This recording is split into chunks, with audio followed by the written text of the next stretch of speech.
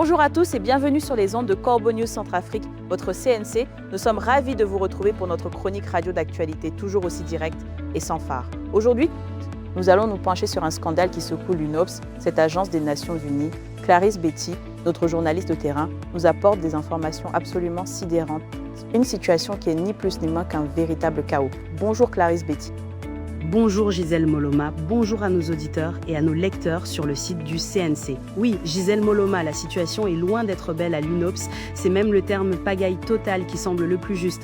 La colère monte, elle est même en train d'exploser en fait, puisque la gestion des salaires, on peut le dire, vire carrément au désastre. Certains contractuels accumulent jusqu'à, tenez-vous bien, 5 mois d'arriérés et ce, pendant que l'administration refuse obstinément de s'expliquer. Ce désordre administratif s'installe, et cela de façon très tenace, au sein de l'UNOPS, ici à Bangui.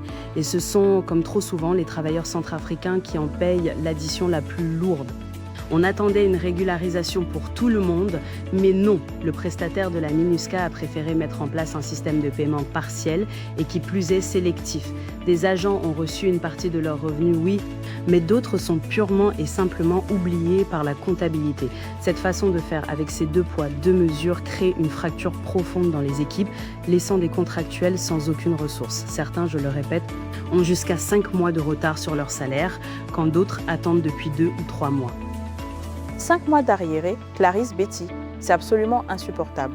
Comment une institution de cette envergure peut-elle se permettre un tel traitement?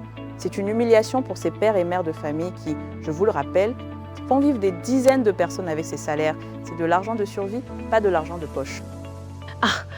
Vous mettez le doigt sur l'absurdité de la situation, Gisèle Moloma. Ces problèmes ne sont pas nouveaux, mais leur maintien pose vraiment question sur la volonté réelle de l'administration. Et le plus incroyable, Gisèle Moloma, c'est que les cadres et les responsables de l'UNOPS, eux, ne connaissent jamais le moindre retard de virement, ni la moindre erreur sur leur fiche de paie. Les anomalies techniques, les lenteurs de validation administrative, tout ça, ça semble réservé exclusivement aux employés nationaux. Pour eux, les excuses de la direction se suivent et se ressemblent. On rejette la faute sur des processus internes qui, bizarrement, ne s'appliquent jamais aux dirigeants de la mission. Mais c'est une hypocrisie totale, Clarisse Betty, une double morale écœurante. Les cadres sont payés rubis sur l'ongle, pendant que nos compatriotes triment sans voir la couleur de leur argent. On nous parle de processus internes pour justifier la misère des uns et la régularité des salaires des autres. C'est une insulte à l'intelligence et à la dignité des travailleurs centrafricains. Oui, et cette situation pousse de nombreux observateurs, Gisèle Moloma, à se demander si ces oublis ne cachent pas en fait une stratégie bien pensée pour décourager le personnel et pousser les agents vers la porte sans avoir à payer la moindre indemnité. Face à cette machine onusienne, comme ils l'appellent, les employés locaux se sentent totalement sans défense.